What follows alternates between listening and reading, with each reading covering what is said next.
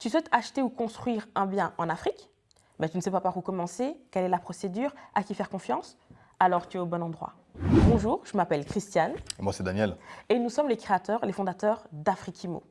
Pour les personnes de la diaspora, c'est très compliqué d'avoir une vue sur le marché immobilier en Afrique.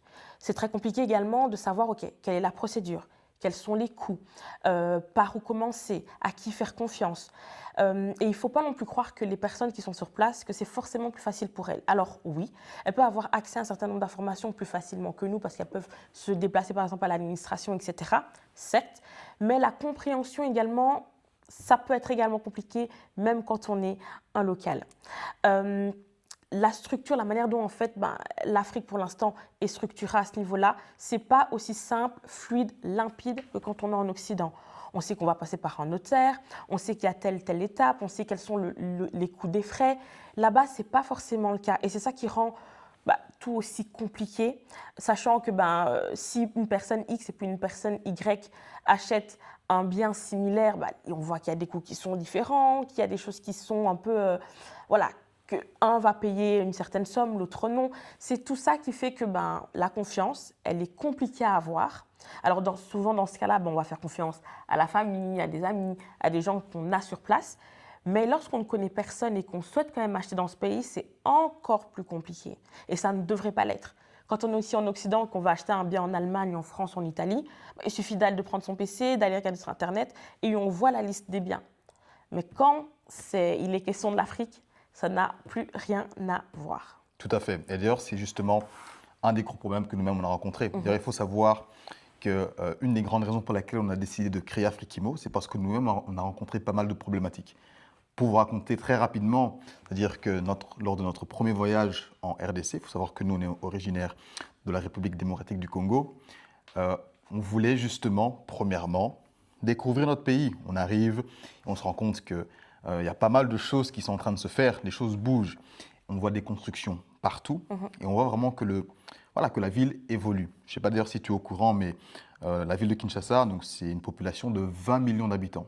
Donc pour une ville, c'est 2 fois la population, par exemple, de la Belgique. Donc c'est énorme.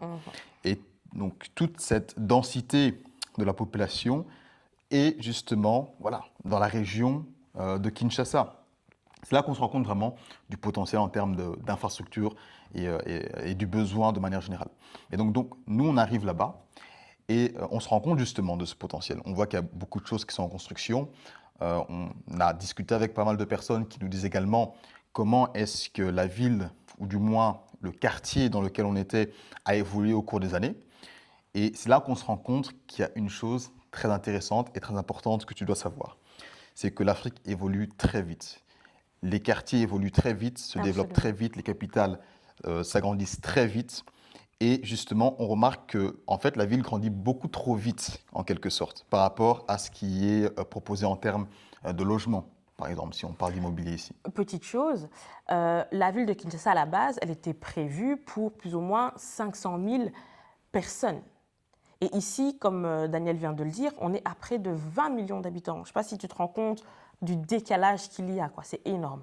D'ailleurs, je vais te mettre une vidéo juste ici, parce qu'on a fait une vidéo par rapport à comment est-ce que la ville a été construite à l'époque justement de la colonisation. C'est intéressant, parce qu'on était quand même assez intéressé par rapport à ça, pour comprendre pour quelles raisons est-ce qu'on est dans une ville avec une infrastructure où on se rend compte qu'il y a certaines limitations. Plus la ville grandit, plus on se rend compte qu'il y a un certain désordre qui se crée. Et c'est assez intéressant, donc je vais te mettre la vidéo ici, n'hésite pas à aller voir ça. Mais donc pour revenir justement à la problématique, c'est-à-dire qu'une fois qu'on est arrivé au pays, on a vu qu'il y avait cette opportunité-là. Et donc nous maintenant, ce qu'on a fait, c'est qu'on est allé tout simplement, on a discuté premièrement, en général c'est comme ça que ça se passe, on fait du bouche à oreille, on demande à des membres de la famille s'ils connaissent des biens qui sont potentiellement à vendre. Et c'est là justement qu'on voit que principalement, comment retrouver des biens, c'est via le bouche à oreille en fait. Il n'y a pas vraiment de plateforme dédiée qui te permet de trouver des biens. Donc c'est ce qu'on a fait. Une fois qu'on a trouvé des biens qui étaient potentiellement intéressants, par la suite, il faut également commencer à se renseigner sur est-ce que l'endroit ou la localisation en elle-même est bonne, est-ce que le vendeur est honnête, est-ce qu'on peut lui faire confiance. Et il y avait tous ces doutes en fait qui commençaient à s'installer. Ouais. Et ça devenait vraiment compliqué de se dire est-ce que ce terrain-là, est-ce que ça vaut vraiment la peine de commencer à sauter le pas et à acheter. Mais il faut savoir que lors de ce premier voyage. En tout cas, on est parti avec ce mindset. Du moins, on est reparti à la fin du voyage avec le mindset en se disant, on aimerait tout de même quand même acheter justement ce bout de terre chez nous, au pays. Je pense qu'il y a beaucoup de gens qui ont cette même envie de vouloir acheter son premier terrain en Afrique. Et donc, c'est ce qu'on avait également comme envie. Et quand on est revenu, justement, on a commencé à faire des recherches plus approfondies. Comment est-ce qu'on fait? Via Internet. Et évidemment, là, on s'est rendu compte qu'on tombait soit sur des plateformes qui n'étaient pas très sûres, on avait du mal à trouver des biens sécurisés, on trouvait très peu d'informations sur les biens en question également. Mais on a eu la chance, premièrement, au tout début, d'avoir justement cette connexion avec un oncle qui nous a permis de faire notre premier achat de terrain. Et donc, c'est comme ça que, voilà, petit à petit, on a pu faire notre première acquisition. Mais il faut savoir que la plupart des gens passent de cette manière-là ou font les choses de cette manière-là. Mais on se rend compte principalement de la problématique qui est que c'est très compliqué si on est une personne qui n'a pas forcément des contacts sur place. Comment est-ce qu'on peut trouver des biens sécurisés, prêts à l'achat, sans forcément tomber dans un piège, se poser 10 000 questions, que ce soit très compliqué. Donc, Afrique-Imo principalement a été créé pour cette et même raison-là, apporter une solution aux gens qui souhaitent acheter des terrains sécurisés sur le continent africain, sur une plateforme très simple. D'ailleurs, la plateforme, on va vous mettre toutes les informations en description. D'ailleurs, ça va apparaître, je pense, même ici. Donc, sur Afrique-Imo, vous pouvez vous y rendre. Et donc là, on propose justement des biens proposés par des professionnels qui ont été vérifiés au préalable.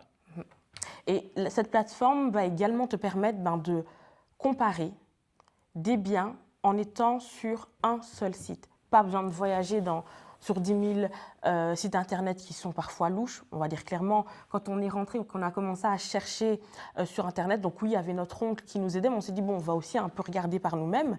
Et honnêtement, c'était horrible sur les sites sur lesquels on pouvait tomber. Parfois, on voit une photo qui n'est pas terrible, on clique dessus. Il y a un prix qui s'affiche au départ, puis quand on clique sur l'annonce pour avoir plus d'informations, on tombe sur un autre prix. Enfin, c'était vraiment chaotique. Ici, vraiment, ce n'est pas le cas. Vous avez une plateforme qui est sécurisée, qui vous permet de poser vos questions directement aux professionnels, de pouvoir comparer des biens de différents pays ou du même pays sur une même plateforme. Et ça, nous, c'est quelque chose qu'on n'a pas trouvé et c'est vraiment cette solution qu'on a voulu t'apporter. Sache également qu'on propose un guide. Donc, si tu vas sur la plateforme, tu peux directement t'inscrire à notre newsletter et tu recevras un guide gratuit pour t'aider dans ton investissement ou dans ton premier investissement en Afrique. Donc, n'hésite surtout pas à faire ça. Et pour terminer, je tenais aussi également à te prévenir, à t'informer que d'ici fin août, on va aller partir au pays, on va retourner en RDC et on va filmer pas mal de contenu. Franchement, accroche-toi parce que, comme je l'ai dit au tout début, il y a pas mal de choses qui évoluent. Le pays évolue très vite, la ville évolue très vite et on va vraiment essayer de te filmer un maximum de contenu. Il faut savoir que Kinshasa, c'est une ville, c'est un pays d'Afrique, mais tu peux extrapoler cette même expérience avec d'autres villes africaines pour vraiment comprendre et te rendre compte de l'ampleur de l'évolution actuellement du continent et tu peux en faire partie. Parce que chaque personne ici qui décide d'acheter son bout de terrain en Afrique et de commencer à construire fait justement partie de l'évolution même du continent africain. En tout cas, si tu as des questions, n'hésite surtout pas à nous contacter.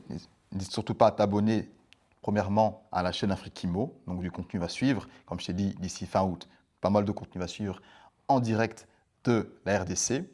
Donc t'abonner, laisser un petit like également et laisser un commentaire. Dis-nous ce que tu aimerais voir. Et ce que tu aimerais qu'on te montre au pays. Et également, si tu as des questions, tu peux nous contacter via justement le lien qui va apparaître en description ou même juste ici en dessous. OK? Sur ce, je te dis à la prochaine. Ciao. Salut!